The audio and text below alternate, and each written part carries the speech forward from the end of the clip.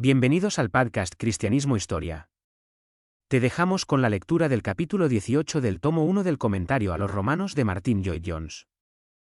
Deseamos que sea para tu gozo. Capítulo 18.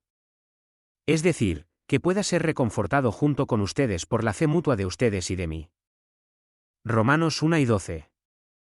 Pablo no quiere que piensen que, por así decirlo, se está colocando en un pedestal y que está siendo condescendiente con ellos, diciendo en efecto, por supuesto, yo soy un gran hombre, un gran apóstol, y ustedes son solo miembros ordinarios de la Iglesia, y yo, por lo tanto, tengo mucho que darles. Para que nadie piense eso, enseguida pasa a decir, eso es. No me malinterpreten, dice el apóstol, ese no es el espíritu ni la forma en que les estoy escribiendo. No. Estoy anhelando venir para poder ser consolado, al igual que ustedes. Ahora bien, la palabra consolado, tal como la tenemos aquí en la versión autorizada, es un poco engañosa. No lo habría sido en el momento de la publicación de la AV, pero ahora es algo engañosa, porque tendemos a dar a la palabra consuelo un solo significado. Así que es mejor, tal vez, considerarla como animado.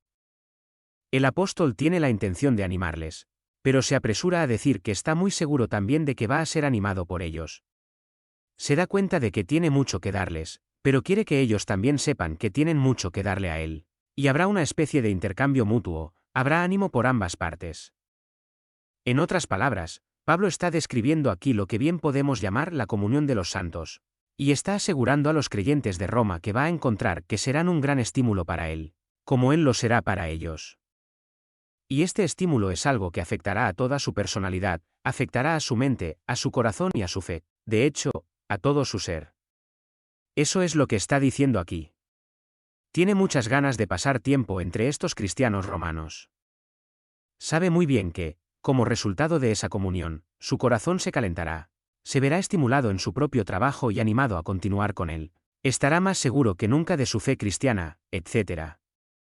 Pablo está diciendo todo esto con esas dos simples palabras, eso es.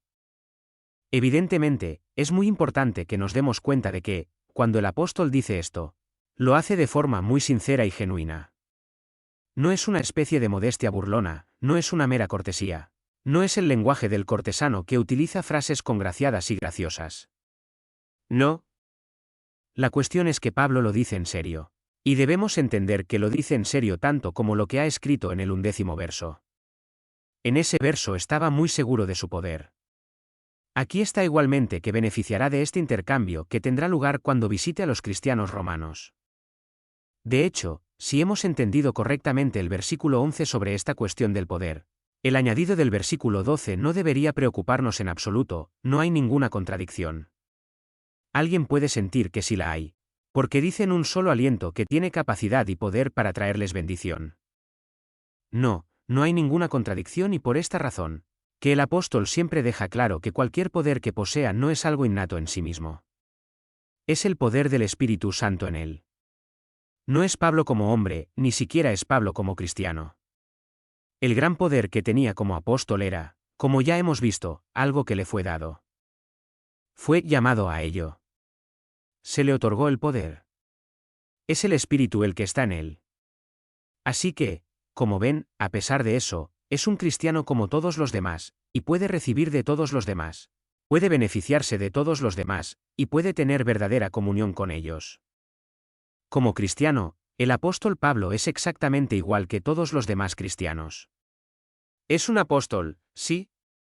Pero eso no supone ninguna diferencia para él como cristiano, como creyente, como miembro del cuerpo de Cristo, como alguien que es igual a todos los demás cristianos. A Pablo le gusta mucho decir esto y lo repite en muchos lugares diferentes. Lo encontrarán diciéndolo en su primera epístola a los Corintios, capítulo 3, donde está tratando el hecho de que algunos cristianos corintios decían, Pablo es el hombre, mientras que otros decían, no, Apolos es el hombre. Dice, ¿por qué pierden el aliento y hablan así de Pablo y Apolos? Ni el que planta nada, es decir, Pablo, ni el que riega, es decir, Apolos, sino Dios que da el crecimiento. Lo dice de nuevo en el capítulo 4, versículo 7, ¿quién te hace diferir de otro, y qué tienes que no hayas recibido? Ahora bien, si lo recibiste, ¿por qué te glorías, ¿Como si no lo hubieras recibido? Eso es exactamente lo mismo. Todos estos dones son dados por Dios, y, por lo tanto, a pesar de ellos, el hombre qua hombre, el cristiano qua cristiano, es igual a todos los demás, y así se hace posible este gran compartir. Sin embargo, seguramente es algo notable y asombroso, y algo que merece ser comentado. Lea de nuevo las extraordinarias declaraciones que el apóstol hace en su segunda epístola a los Corintios, capítulos 11 y 12. Si alguna vez un hombre tuvo motivos o razones para sentirse orgulloso de sí mismo, fue el apóstol Pablo. Para usar nuestra frase actual, si alguna vez un hombre tuvo motivos para perder la cabeza, fue el apóstol Pablo. Si alguna vez un hombre tuvo motivos para envanecerse y pensar que era maravilloso y superior a todos los demás, fue este sorprendente y poderoso hombre de Dios. En las visiones, en las experiencias, en la utilidad, en el sufrimiento, en todos los aspectos destaca de forma preeminente. Es el hombre que sabe lo que es ser llevado al tercer cielo y escuchar y aprender algo del lenguaje del paraíso, que no puede repetirse debido a su gloria. Y sin embargo, este es el hombre que, al escribir a estos cristianos ordinarios y sencillos de Roma, muchos de los cuales no eran más que los sirvientes de la casa del César, dice que está deseando enormemente estar con ellos. Tiene mucho que decirles y darles, sí, pero está deseando igualmente escuchar lo que tienen que decirle. Quiere oír sus experiencias, quiere saber qué han recibido del Señor y cómo les ha guiado el Señor. Anhela verlos porque sabe que será un estímulo para él y un enriquecimiento para su vida. Su corazón está seguro de que se calentará. Espera obtener un gran beneficio de su visita a Roma. ¡Qué imagen tan maravillosa! Es tan maravilloso, que debemos extraer ciertas lecciones de él, porque siento que tiene mucho que decir a la Iglesia cristiana. Empecemos por nosotros mismos primero. Examinemos y pongamos a prueba a nosotros mismos a la luz de lo que el apóstol dice aquí sobre sí mismo. ¿Qué es lo primero que buscamos en cualquier persona que conozcamos? Está bastante claro que lo primero que Pablo buscó en ellos fue el Espíritu que había en ellos. Me refiero a que el Espíritu Santo que estaba en ellos. Por eso anhelaba estar con los creyentes romanos. Sabía que habían recibido el Espíritu Santo como él mismo lo había hecho. Eso es lo que buscaba en todas partes. Recuerden cómo, cuando llegó a Éfeso, encontró a ciertas personas que se llamaban discípulos y enseguida sintió que les faltaba algo, así que les dijo, ¿habéis recibido el Espíritu Santo desde que creísteis? Intuyó que no lo habían hecho, así que les hizo esa pregunta. Qué sensible era a eso. Eso era lo que buscaba en todos. No le interesaba el color de su piel ni su nacionalidad, no le interesaba su estatus o posición social, no le interesaba en absoluto la escuela o la universidad, o lo que correspondiera en aquellos tiempos, a la que habían asistido. Lo que buscaba era esto: ¿hay un hermano con el Espíritu de Dios en él? ¿Hay un hombre con el que pueda tener comunión porque está en Cristo como yo estoy en Cristo? Esa era su manera de considerar a las personas y de juzgarlas. Eso era lo que le interesaba inmediatamente de las personas. Buscaba la presencia y la manifestación del Espíritu de Dios. Buscaba a un compañero del cuerpo de Cristo, y todos los demás asuntos eran completamente irrelevantes. No importaban en absoluto. Ese no es solo el espíritu del apóstol Pablo, es el espíritu de todo el Nuevo Testamento. No hay nada más maravilloso en el Nuevo Testamento que eso. Y considero que no hay mejor prueba de nuestra fe cristiana que esto, que buscamos en el otro. ¿Que nos encanta encontrar y ver en el otro? ¿Qué es lo que ponemos en primer lugar? No hay una prueba más profunda para nosotros que. Pero permítame pasar a una segunda afirmación. El apóstol no solo buscó esto en otros, sino que cuando lo encontró, lo disfrutó mucho y se benefició de ello. Y, por supuesto, lo que queremos destacar en este punto es que no importaba lo sencillos que fueran ciertos cristianos o lo humildes que fueran, Pablo obtenía algo de ellos. Disfrutaba hablando con ellos y mirándolos. Su corazón se calentaba con ellos. Se sentía estimulado por ellos. Y de nuevo, esto es algo que es cierto en todas partes en el Nuevo Testamento, como lo ha sido en la historia de la Iglesia entre los santos a lo largo de los siglos. ¿Disfrutamos de la compañía de todos los cristianos, o deben ser de un tipo particular? Deben ser muy inteligentes, o deben ir vestidos de una manera particular, y tener la apariencia de pertenecer a un determinado estatus social. A veces planteo la pregunta así: ¿preferiría usted pasar unas horas con el cristiano más humilde que con el no cristiano más elevado y exaltado? Esa es la prueba. Si tuviera la posibilidad de elegir, la oportunidad de visitar al más grande de la tierra que no es cristiano, dejaría eso de lado para hablar con un humilde cristiano que ha experimentado la gracia de Dios en su corazón, y que puede hablarle de las cosas del Espíritu, y compartir experiencias con usted, este hombre poderoso. Este jefe de los apóstoles está ansioso por tomar su asiento al lado de estas personas humildes en Roma, porque sabe que va a disfrutar, es seguro que va a embriagar su corazón. Esto nos lleva al tercer principio, que es un principio doctrinal muy importante. Los otros han sido principalmente experimentales. Este punto es especialmente importante hoy en día. Veo aquí introducida toda la doctrina de la naturaleza de la Iglesia cristiana. En primer lugar, veo el contraste evidente y sorprendente entre los apóstoles, los más grandes líderes que la Iglesia cristiana ha conocido, y muchos líderes modernos de la Iglesia cristiana. Aquí tenemos a un apóstol de Cristo deseando estar en Roma. Pero qué contraste con el Papa de Roma de hoy. Observe que Pablo no dice que cuando llegue a Roma estará dispuesto y listo para ellos si desean tener una audiencia con él. No hay nada de eso aquí. Será uno de ellos, vivirá entre ellos, espera recibir de ellos así como dar. No dice que anhela visitarlos en Roma para darles su bendición, para que luego puedan irse y decir que han recibido la bendición del gran apóstol. No pretende ser el vicario de Cristo de alguna manera excepcional y única. Ahora, amigos míos, me refiero a estas cosas porque estamos viviendo en días y tiempos en los que muchas personas protestantes, me parece, debido al bogue del comunismo, parecen estar casi listas para alinearse con ese tipo de perspectiva sobre la Iglesia. Pero eso es una negación total del Nuevo Testamento. Debemos volver a pensar en estas cosas. Aquí está el más grande apóstol que la Iglesia haya visto jamás, y sin embargo mírenlo, es humilde, y manso, y humilde. Es decir, que pueda ser reconfortado junto con vosotros por la fe mutua tanto de vosotros como de mí. Eso es lo que espera de esta reunión. No hay ninguna insinuación aquí ni en ningún otro lugar del Nuevo Testamento de una idea monárquica en el gobierno de la Iglesia. Ninguna en absoluto. No hay ni siquiera un indicio o una sospecha de papismo. Es exactamente lo opuesto a él.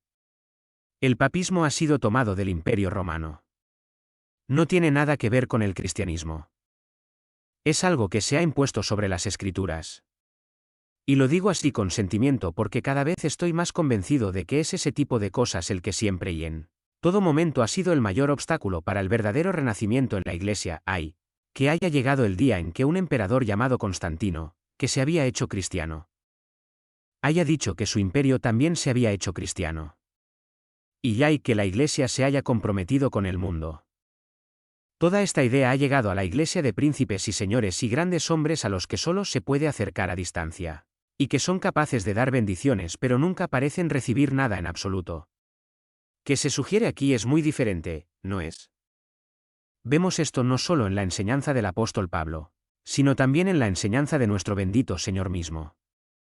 Escuchen sus palabras que se encuentran en el capítulo 20 de Mateo, versículo 25, Jesús los llamó, y dijo: sabéis que los príncipes de las naciones ejercen dominio sobre ellas, y los que son grandes ejercen autoridad sobre ellas. Pero entre vosotros no será así, sino que el que quiera ser grande entre vosotros, que sea vuestro ministro, y el que quiera ser jefe entre vosotros, que sea vuestro siervo, así como el Hijo del Hombre no vino a ser servido, sino a servir, y a dar su vida en rescate por muchos. Oh, Iglesia cristiana, ¿qué te ha pasado? ¿Cómo podéis haber olvidado estas benditas palabras y el ejemplo del gran apóstol? Pedro, encontrarán, enseña exactamente lo mismo cuando dirige unas palabras a los ancianos de la Iglesia en el capítulo 5 de su primera epístola. Dice: exhorto a los ancianos que están entre vosotros. Yo también soy anciano y testigo de los sufrimientos de Cristo, y también partícipe de la gloria que será revelada. Apacentad el rebaño de Dios que está entre vosotros, tomando su cuidado, no por obligación, sino voluntariamente, no por ganancia sucia, sino con ánimo de lucro. No como señores de la heredad de Dios, sino siendo ejemplos del rebaño, versículos 1 al 3, no como señores de la heredad, sino como ejemplos para el rebaño, como estando con el pueblo, preocupados por él, ministrándole, sacrificándose por él, mezclándose con él, tal como Pablo dice que anhela hacer con los miembros de la Iglesia de. Pero seguramente, dice alguien, al decir todo esto, usted está negando todo el principio de autoridad.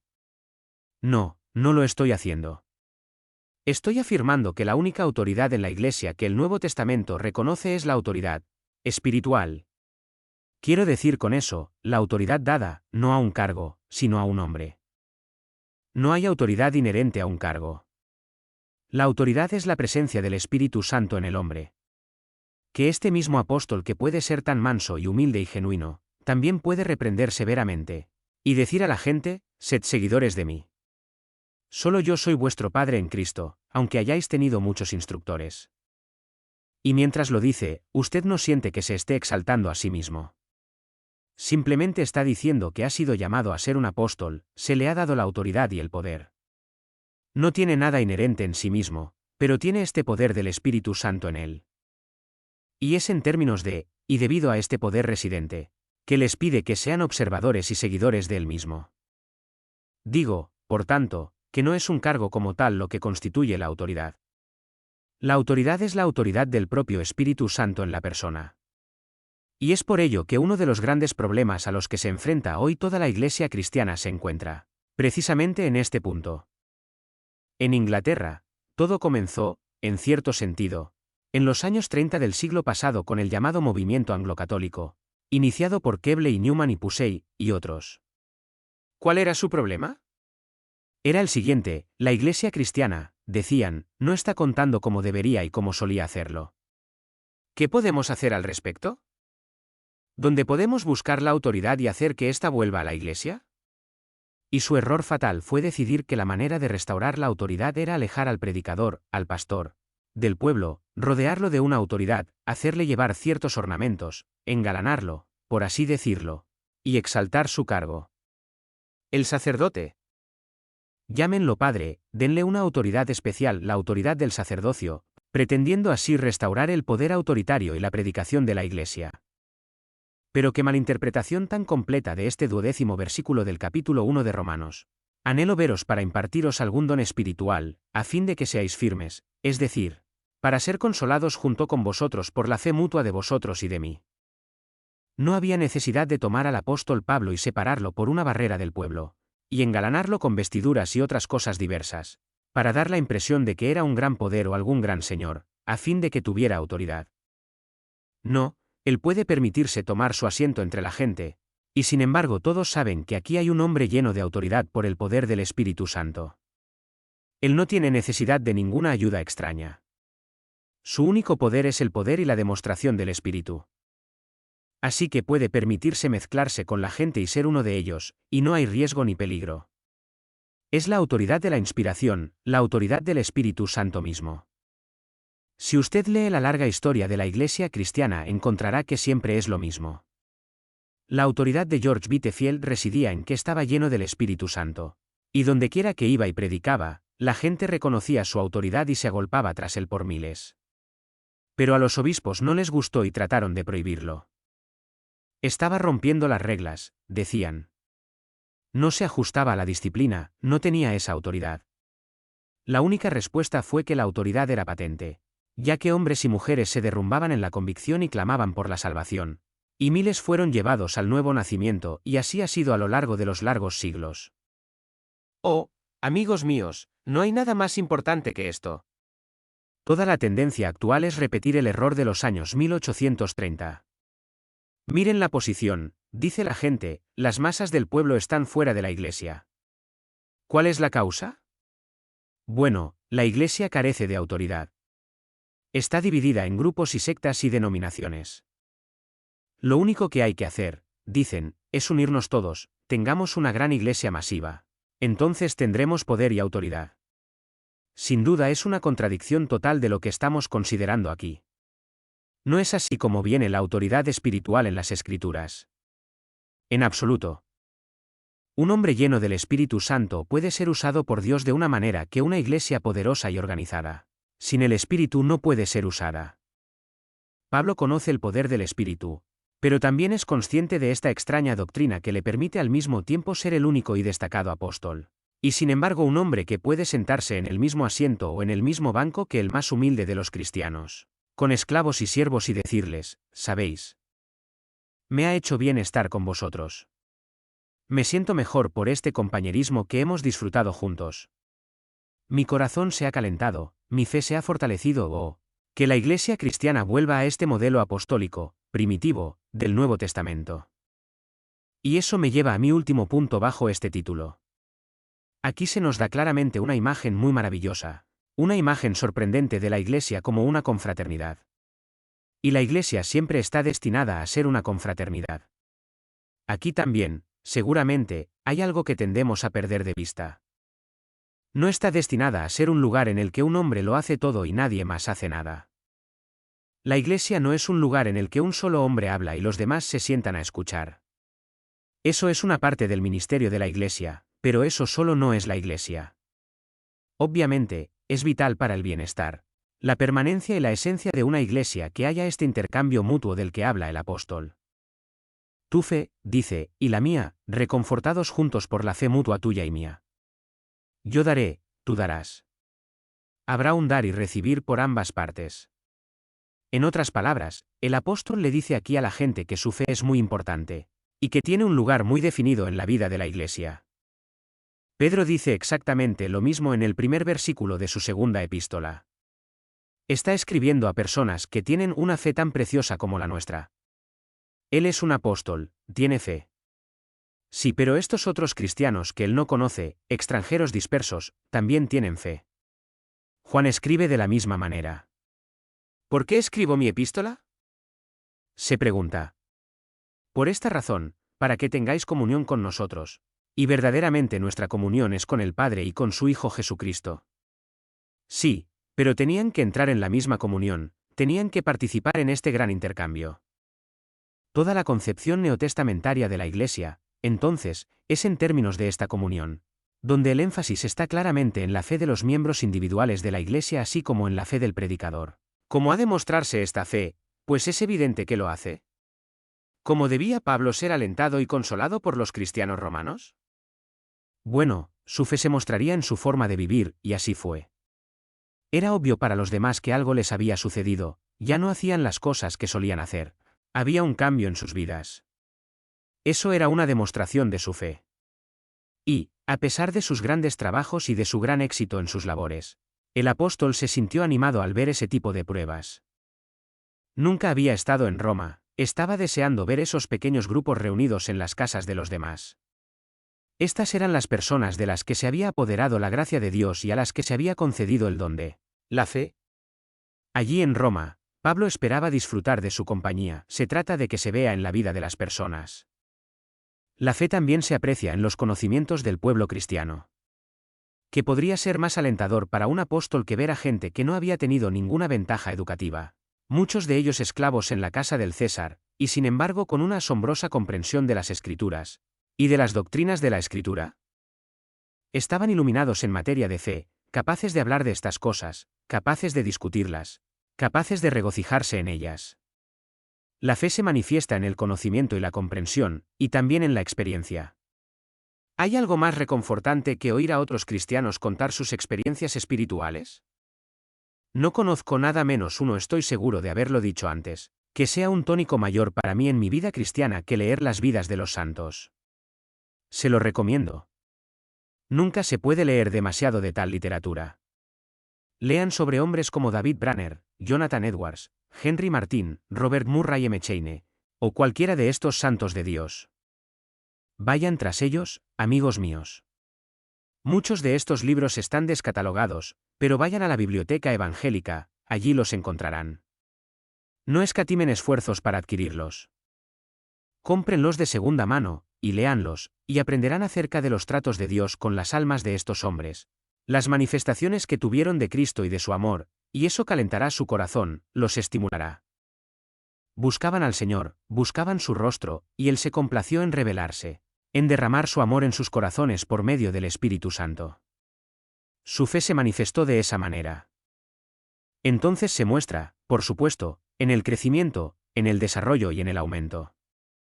No hay nada más alentador para un ministro o pastor que ver a su gente crecer visiblemente en la gracia y en el conocimiento del Señor. Siente que tienen una comprensión que no tenían hace un año. Toda su perspectiva se ha desarrollado y ha crecido. No andan simplemente repitiendo frases hechas. Han profundizado en las doctrinas, se están apoderando de algo. Ver cómo ocurre esto es un gran privilegio. Por eso creo que la vocación de un ministro, de un pastor, es la mayor vocación del mundo.